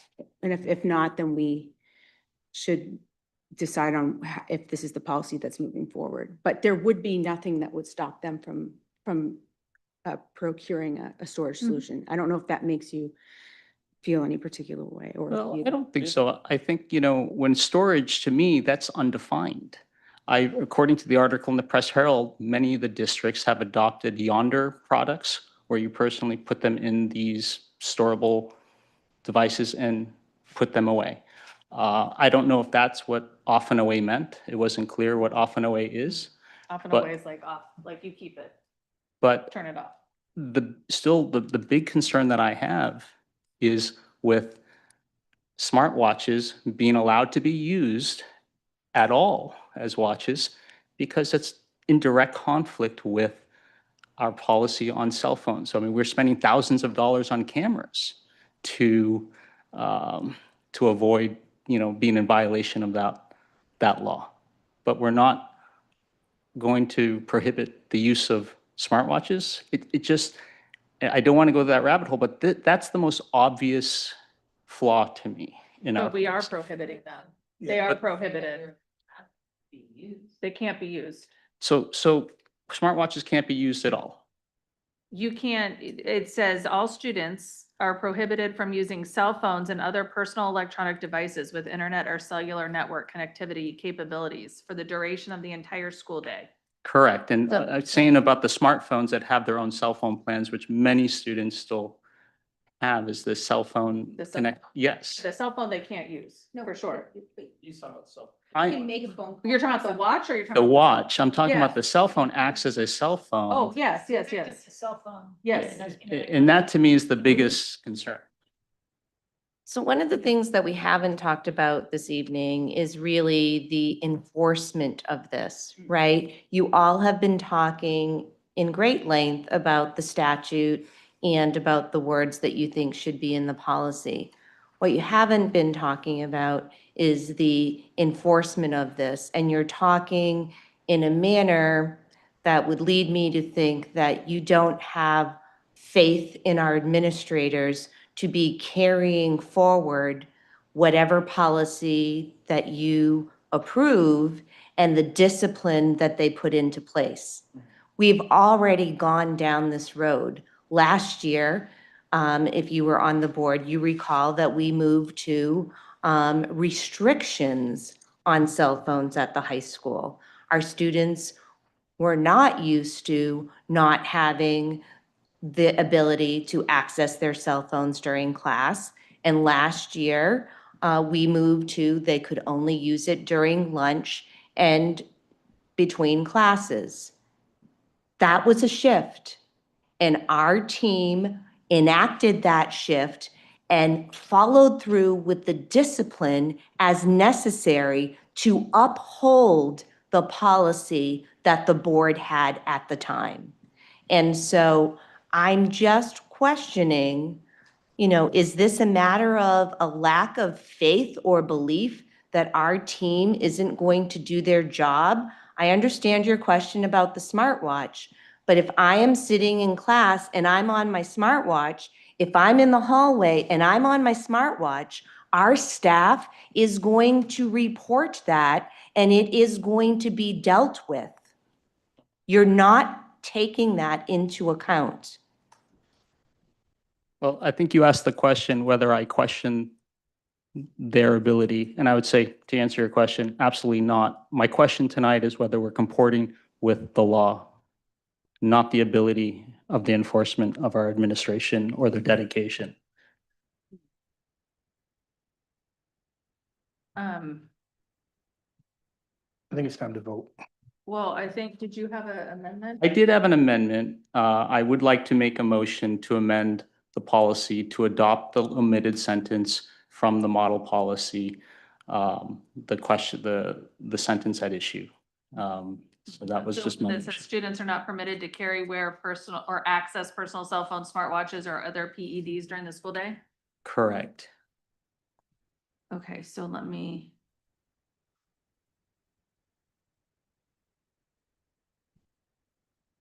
Can you pull up the, Diane, can you pull up the, draft policy? Because I just want to be sure, no, no, not the model. Can you pull up the, do you have the folder available to you or no? I do not. Okay. I've got the draft. I just was gonna ask you, do you have the draft pulled up, Alex? I Or do. can you look at, hers and tell, look at Cressy's and tell me what you want out and what you want in? That's ours. I don't want it, well. I'm doing like Yeah. this. Oh, Yeah, I'm sorry. doing like Okay. edits. So I know the sentence you want. Where do you It want was- it in the policy? Just where it falls under the same language, the first preamble sentence, all students from PK on, and then it goes on to the second paragraph sentence says students are not permitted to carry, wear, or access personal cell phones, smartwatches, or other PEDs during the school day. So underneath that first sentence? Correct. Okay, got it. Okay. Let me just get my. Okay, so let me pull up my chart. Hold on. So we have an amendment on the table. Is there a second? Second. All right, is there discussion on the amendment? So the amendment is to add in that omitted sentence, students are not permitted to carry, wear, or access personal cell phones, smartwatches, or other PEDs during the school day at the start of the policy, at the end of the first paragraph, so to speak. I just want to know specifically, because I think that you're concerned, I mean, I think with the watches is where I think your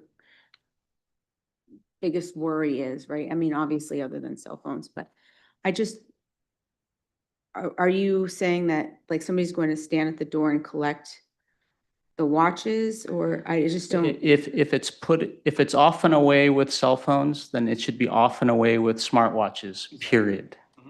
Oh, okay, but, so you're not saying, okay. No, he is saying that they That's my, have to be yeah. gone. Right? That was the amendment. So off and away could mean anything. It could mean in the backpack. I'm sorry. Off and away could mean anything, like in their backpack, like, I'm just trying to make, Sure. yeah, I want to make sure I understand. So I would interpret that as like literally off and away. And- Yeah. but- Like but in your that's pocket, carrying- in your backpack, whatever. That's carrying, wearing. So then maybe we can change it to, on your person. I don't know. Well, that still is, this is technically on my person, but this is how I consider off and away. Off is away into my backpack, in a pocket. Well, I you would, know. so the amendment on the table is students are not permitted to carry or wear or access personal cell phones, smartwatches, or other PEDs during the school day. That to me reads off and away. Now, whether it's accessible, if they can put it in their bag and keep it inaccessible, then to me, I think that's for maybe the school administrators to determine what it means to be accessible. But being on your wrist is accessible in my mind. Being in your pocket is accessible in my mind. Put away, that lives more closely, I think, to the spirit of the model rule, which is off and away, whether it's being storage provided by the school or storage in, your bag. But the wearable devices, to me, that's no different than banning cell phones for being cameras in science classes. Use is use, period. So that's how I interpret it. I'm not going to get into providing storage facilities or anything like that. I want personal wearables, not in your pocket. I want it off and away. And that's what I think the law says. You can't use it. There's no reason you should be wearing your smartwatch if you can't use it in the first place. Yeah, I'm not here to prescribe storage solutions. I do agree that not being on your person is the key. And as a starting point, and again, like what John was saying, I really appreciate that. I think we do need to revisit it and closely monitor it, get feedback from the staff, and hopefully maybe even get some more clarification from the legislature. To me, but if we can live up to the spirit of off and away means storage, that's okay with me if those smartwatches go. Because I mean, the whole point is to eliminate distractions and to increase the education throughout the day, correct? I mean, like, that's really the reason why we want to get rid of. That's what a The- wearable, yeah. Yeah, and so there's no, if we're going to eliminate the distraction, I agree. My example of putting it in my pocket, I think it'd be better left in the car, left in your backpack, or stored away in a locker. Right. Well, I don't want to be the language police, but if we're going to go down this road, I just want to be very clear on what we're saying. Students are not permitted to carry or wear. So I can understand wearing on your wrist, wearing on your face as glasses, on your ring, whatever, that I can understand. Carrying, does that mean you can't carry it in a backpack? You can't carry it in your pocket? Well, that's what I was. Yeah, so I don't, to I me, if understand. you're saying students aren't permitted to carry or wear, they're not permitted to be off and away wouldn't apply. So off and away in these districts don't mean put it away in your backpack? Yeah, but then you can't carry it by I that see, language. I understand. See, I interpreted the carry in the wearable as sort of on your person, on your body, not necessarily put off and away, whether it's in your locker, whether it's in your backpack, because the school districts, again, it sounds like they're offering people these yonder pouches to put in their backpack in the article. Yonder pouches, like for our district to purchase those, would be in the magnitude of $100,000. Hmm. They are not $3 per student. They're very expensive. Yeah, I read Portland spent over $100,000. Yeah, that would align. Yeah. I would be comfortable saying just not on their persons until we can Do revisit you want to that. change your language? I would change the language that is not to carry or wear or access on their persons, or carry or wear on their persons or access.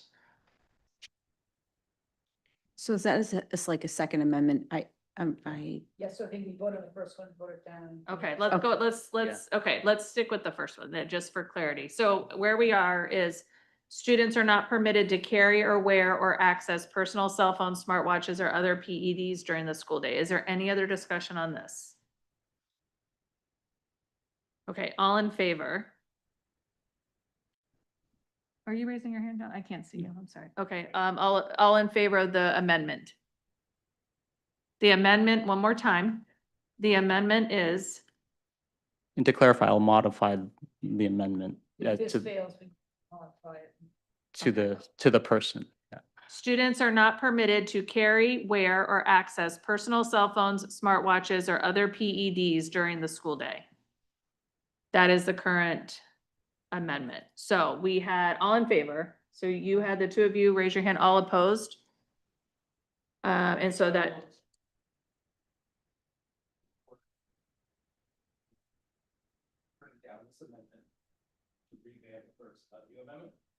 Well, you vote if you want the amendment or not. You vote yes or no. And if the result isn't what you want, you could have another amendment afterward. Yeah. Students are not permitted to carry, wear, or access personal cell phones, smartwatches, or other PEDs during the school day. That's the amendment. Okay, so all in favor? Okay, all opposed? And we have a tie, so it doesn't pass. So it fails. Okay, so we are back to the, we are back to the original policy, draft policy. as presented.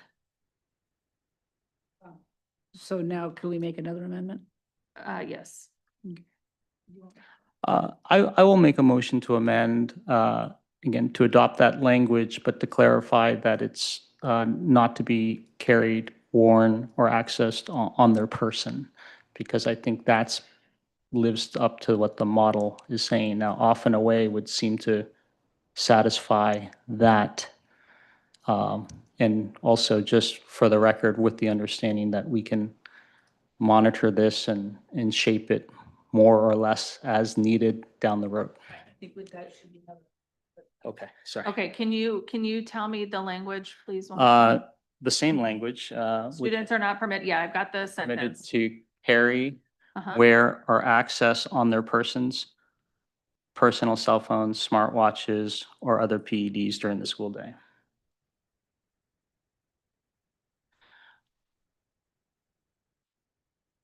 Okay, is there a second?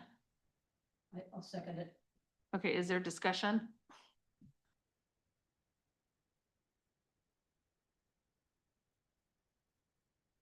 Okay, so just to be clear,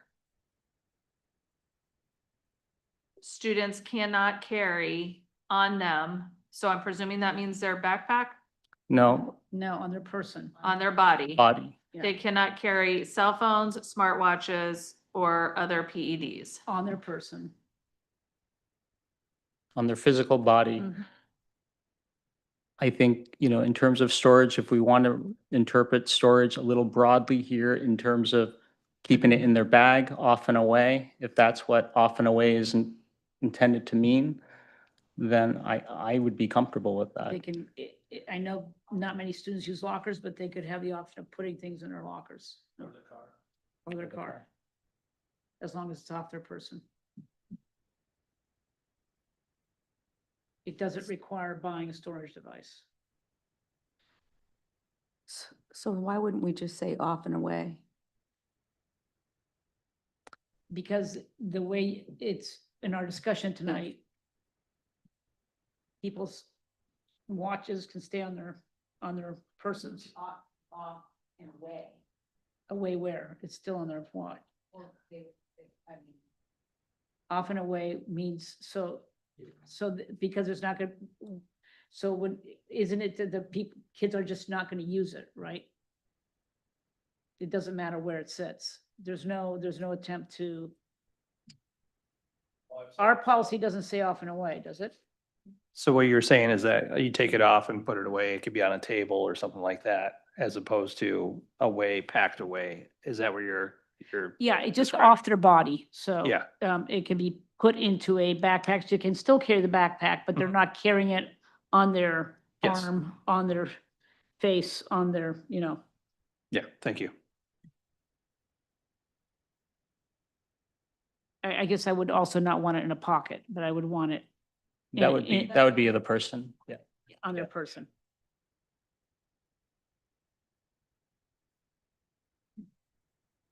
So how does it read as we're right now?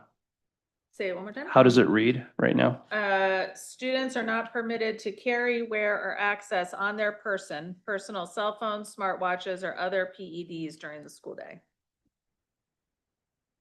Well, that's what we've got right now. So if you want to Yeah. change it, you're gonna have to wait. Is there any other discussion? All right, all in favor? All opposed? So that passes 4-2. All right. Can I offer another amendment?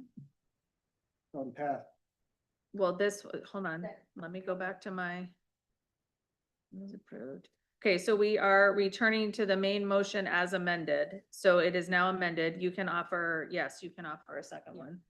I just want to offer that we come back in 6 months or a year and have a discussion about how well it's going. Okay, well, And, what's your specific language? Where do you want to put it? okay, I would want to put it, I guess, at the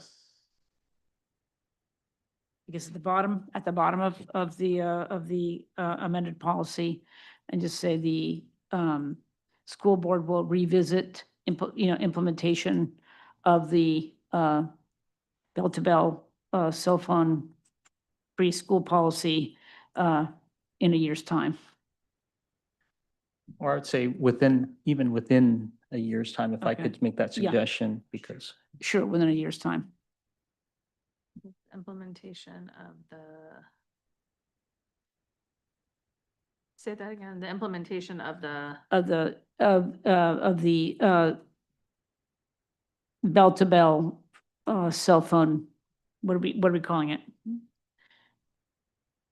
Or I guess it's cell phones and other personal electronic, this specific policy is amended, which is going to be what, JI? So the school board will revisit the implementation of JICJ within a year of its adoption.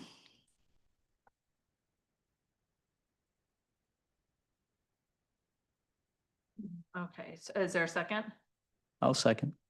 Is there any discussion? I don't see how we can.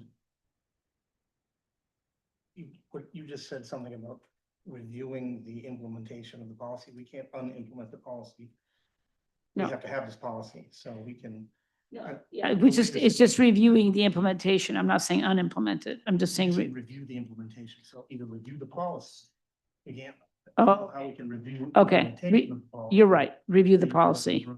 Okay, I agree. So maybe I Okay, hold would, on, we have a first and a second for the school board, the Scarborough Public School Board will review the implementation of JICJ within a year of its adoption. So that's the language we have on the table right now. So then at the end of the year, we have to go back and take that. I wonder if there's maybe a different way of going about this. Like, could this be a workshop or a part of a scheduled meeting versus like putting it in the policy? I just don't really know that it needs to be in the policy. I think that we shouldn't let it go by the wayside. We should see the data, but then we open the policy back up. I just don't really know. Policies are generally not time-bound, right? Like a policy is in effect until the policy committee decides to take it up again. So I hear what you're saying. Could we say something along the lines of that the policy should be reviewed annually or and regularly? So if it needs to be updated, it can. You could offer that amendment, yes, we have other policies that say that. And what would be the metrics for success? Like, what's your baseline data? And then how are you going to look at data a year from now to know that this has gone the way that you would like it to? If I could pose a question, would there be any reason if it's the verbiage is not in the policy to review it? Is there anything stopping us from reviewing it in the future? One thing I know we don't do is typically we don't make, things like this to where we're telling another board what to do. And there's, nobody can say with 100% certainty that this will be the same board in a year that it is today. And after this meeting, so I don't think that's a good idea that, we set it in stone for somebody else that we're telling them what to do. It's a bad precedent.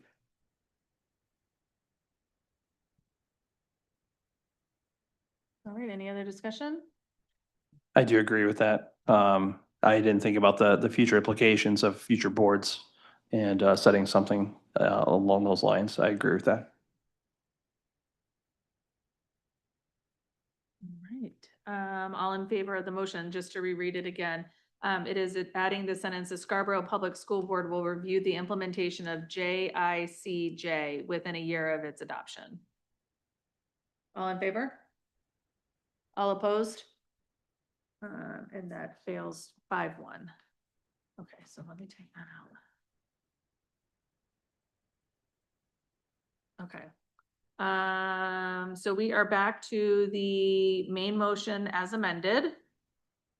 Is there any discussion on the main motion any more discussion on the main motion as amended?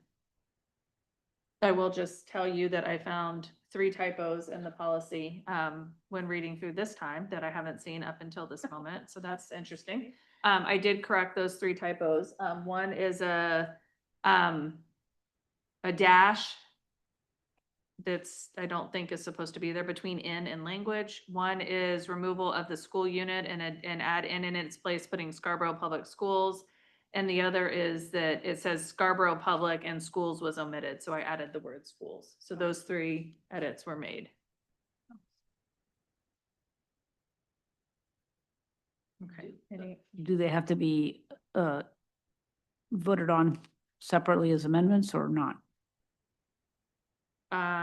I mean, we could vote on them separately. They don't change the substance of the policy. They're Yeah. just, I just have. I don't know, it's just a I mean, question. yeah, I'm not typos. proposing we do. I just don't know if that's a requirement. I think it's okay. I'm gonna take liberty and say it's okay. All right, any other discussion? All right, so now we are voting on the main motion as amended, with the, additional sentence. So all in favor? All opposed? Oh. Sorry, what was that? We're voting on the policy with the addition of the sentence. The students are not permitted to carry, wear, or access on their person, personal cell phones, smartwatches, or other PEDs during the school day. Okay, so all in favor? All opposed? And that passes 4-2. All right, agenda item 9.3 is retiring the policy of JFCK, student use of privately owned electronic devices at school. That is the old policy. I'm not going to go through it and read it word by word because we are retiring it. So do I have a motion to approve the retiring of policy JFCK, student use of privately owned electronic devices at school? So moved. Second. Any discussion? All in favor? And that shows unanimous. Thank you. Agenda item 10.0 is new business. 10.1 is the appointment of the high school English teacher. So she has patiently sat here through this entire discussion and not yet run away and decided she doesn't want to work here. So thank you. Wonderful, thank you for Um, that. I will start with that. This is not generally the order of our meetings.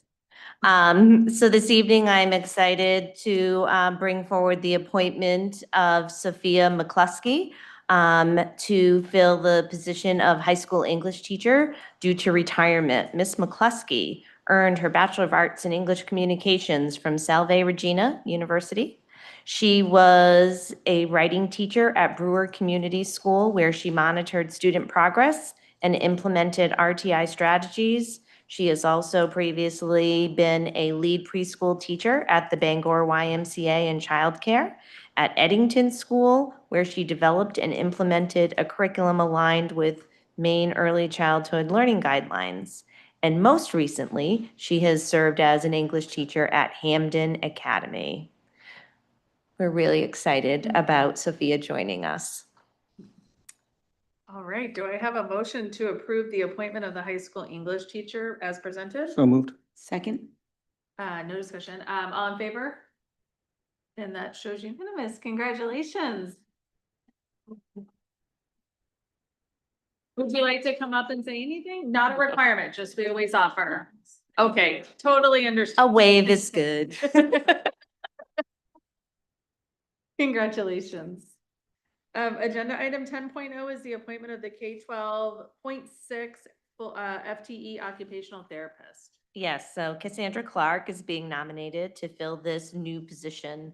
Ms. Clark earned her Bachelor of Arts degree in psychology and a Master of Occupational Therapy from the University of Southern Maine. Early in her career, she worked as a behavioral health professional in Portland and as a subcontractor in early intervention at the Scarborough Neurodevelopment Center. She has been an occupational therapist for the Pediatric Development Center in Westbrook, in Lewiston Public Schools, and for South Portland Public Schools. She has also worked to provide short-term relief to families as a certified respite care provider for NAMI Maine.